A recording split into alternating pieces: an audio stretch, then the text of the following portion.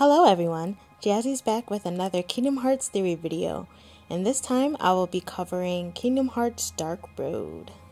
Before I dive into Kingdom Hearts Dark Road theories, I would like to review some of the theories I presented while watching cutscenes from Kingdom Hearts Melody of Memories and expand on those ideas so they can flow nicely into my Dark Road theories, and of course my overall Kingdom Hearts theory in terms of what direction Square Enix may be going for future installments of Kingdom Hearts.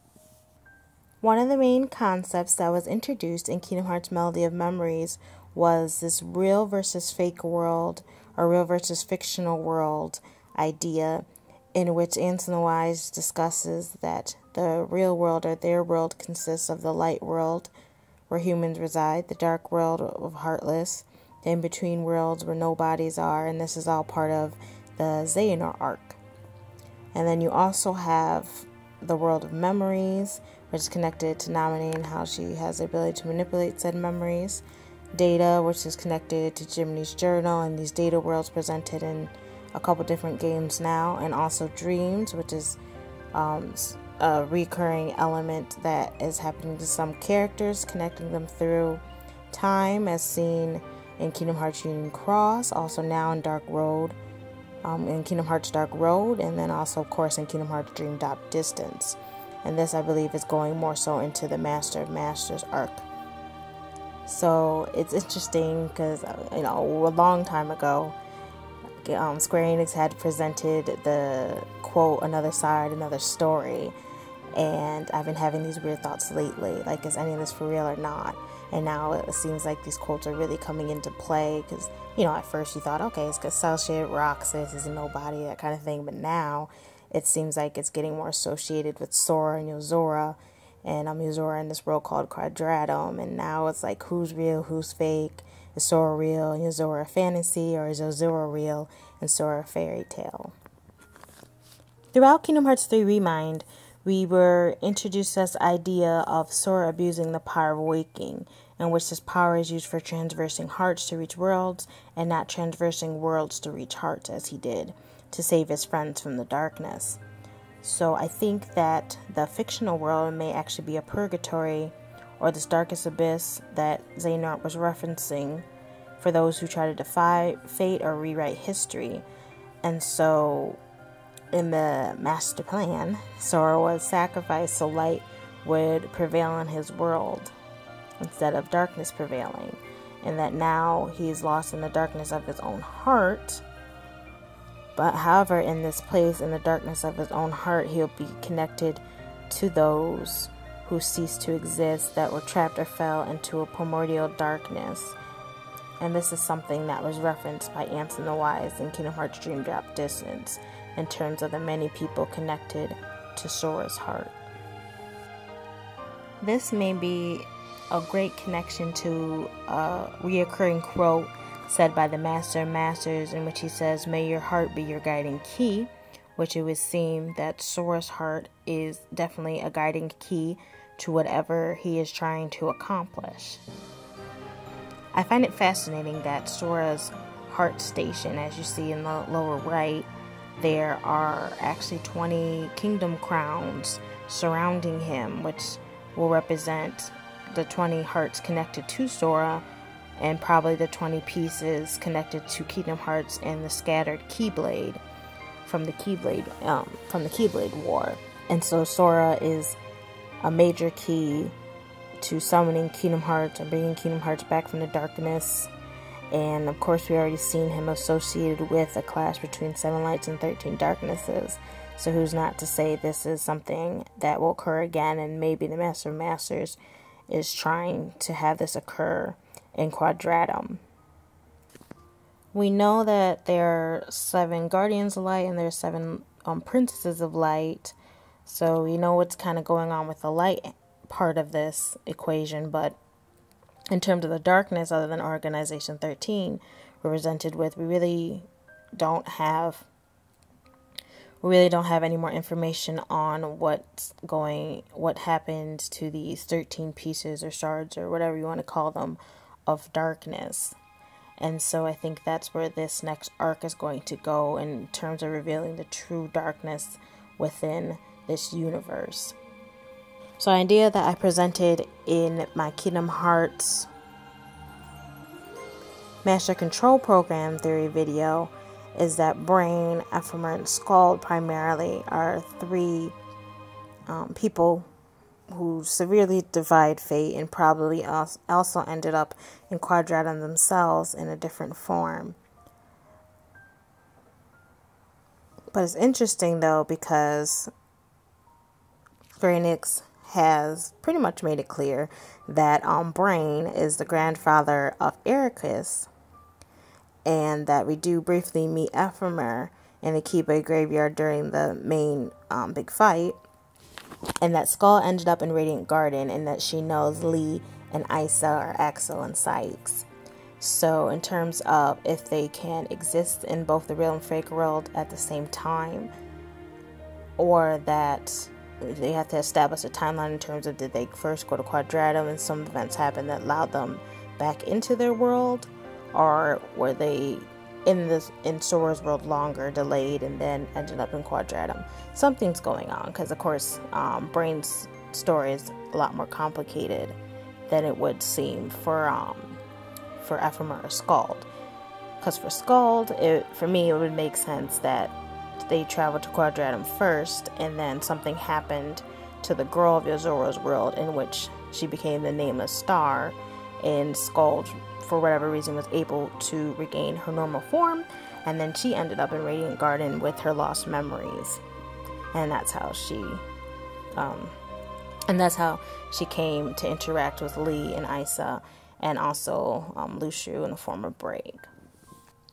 But what we do know is that Ephemer, Scald, Ventus, Brain, and Laurium, and other dandelions escaped the real world and ended up in a Data Daybreak town that it seemed that the Masters had set up for them. And this was Ava's mission to gather these exceptional Keyblade wielders to continue on the Keyblade legacy. Now Brain, who through secret reports is implied to be a virus, began formulating a plan to leave the data world, and that the Ark is that portal in which can send hearts to the future, or the fictional world in this case. However, a body is needed to house the heart of someone who uses the Ark. But it is interesting that Maleficent was able to return to her time in her normal form, but I wonder if the machine got tweaked and changed destinations for the 5, and of course they needed bodies to house their hearts, in which they ended up in Quadratum instead. In any case, these 3 seem to be a bridge between the real and fictional worlds, in which they were able to travel to Quadratum, and their hearts could only go in vessels, or a body would need to house their hearts. And I believe that the people of Yozora's world, so Yozora and his friends, so the girl and the 2 guys, were the vessels provided for their hearts. But as you can see here, I've only presented Ephemer as Yozora, Scald as the girl, and Brain as the guy with the hat, or the guy with the hat, the magician of the group. But there is also another character with glasses that seems to be more of the shield, or aka the Goofy of the group, while the hat guy is more the Donald of the group. And for him, he's also probably connected to Kingdom Hearts Union Cross in the form of the player. Now, there has been a lot of discussion in terms of who the player might actually be, and one of the major theories I saw out there, which I'm kind of leaning towards to now myself, is that Demix is actually the player from Kingdom Hearts Union Cross. Some have noticed that the avatar Square Enix chose for the player in Kingdom Hearts Union Cross resembles Demix a lot, between the hair color, the eye color, the color swatch of his clothes that is the same as Demix's sitar. And as we know now from Kingdom Hearts 3, Xehanort had said that Luxor, Demix, Marluxia, and Larxene are all tied to the ancient Keyblade War legacy. And so it would make sense that he would have to fit into here somehow, as Laurium and Larxene are connected to Kingdom Hearts Union Cross, while Luxor seems to have actually more of a connection to Verum Rex.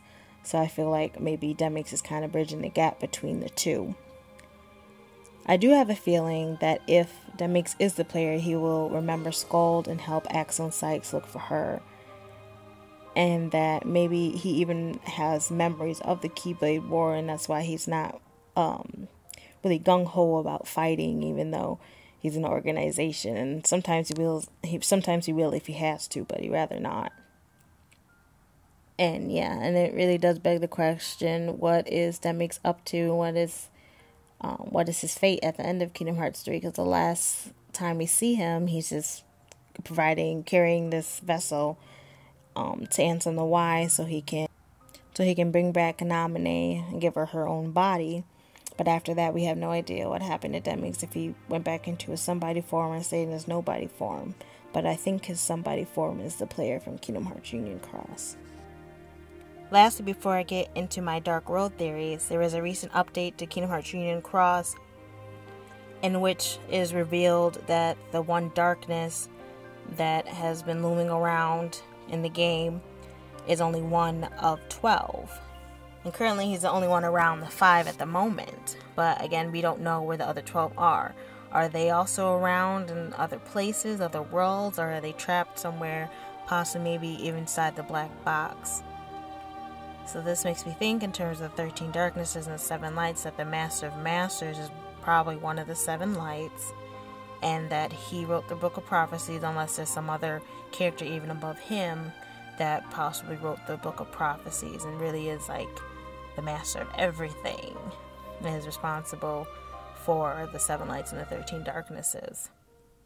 It was also revealed in this cutscene that the 13 darknesses, or at least this one darkness, was around when the Book of Prophecies was written.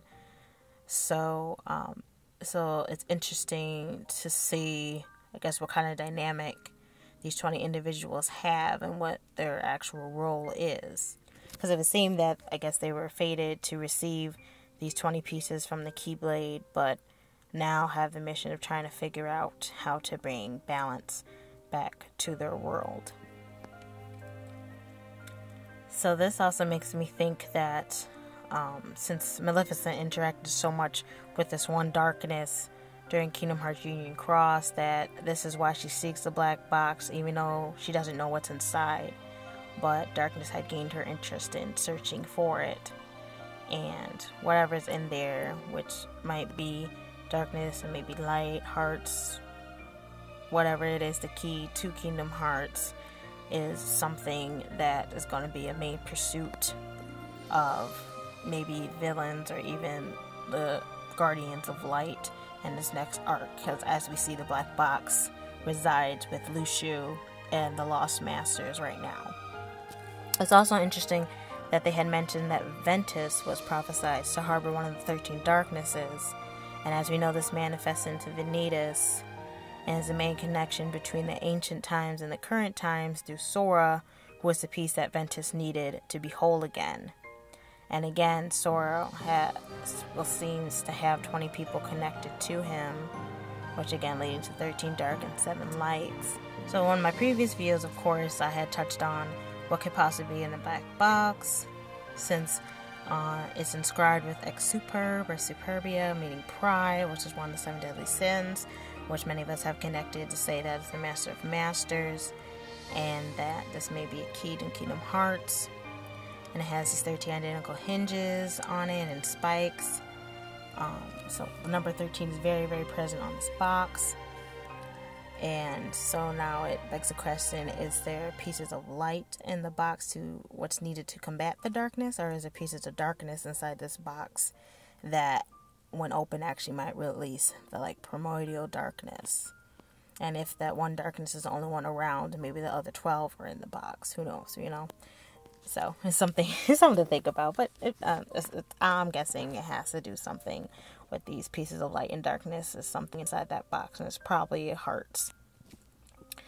And so for me, the main idea I had is that Sora's heart, memories, and data and dreams are not his own. They are the Master of Masters, since he is one of the original lights, whose counterpart is one of the original darknesses, Vanitas.